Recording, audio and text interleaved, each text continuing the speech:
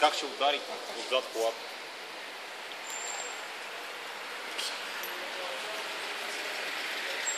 Значи снимаме едно феноменално професионално паркиране, при което сега държа само да забележите какво се случва. Откарваме движение. Така. В момента сега се удря осмицата. Съвсем малко още остава до удара.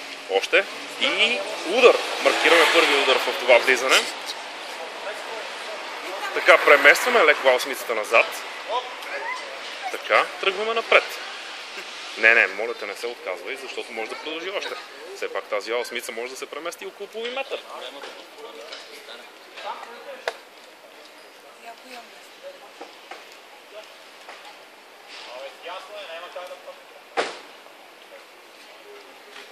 Така. Две жени винаги са повече от една.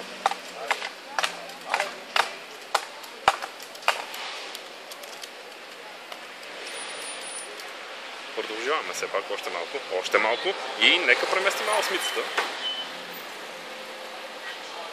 Дай, харесва ми. А разстоянието отпред е само забележете колко. Красота.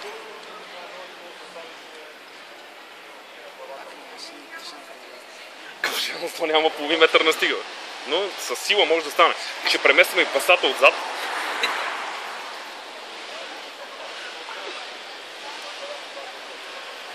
Значи, най-важното е, че не се отказваме. Тихо, влиза. Да. Не, бе. Значи, още малко до осмицата, съвсем леко. Дай. Преместваме още леко. Дай, по-силно. Оп, така. Не, още малко. Дай. Вижте как се дига предницата. Значи вече виждаме престилката на... падна. Красота, дами и господа.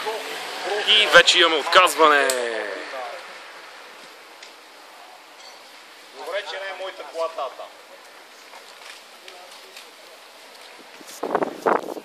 Ваш репортер Виктор.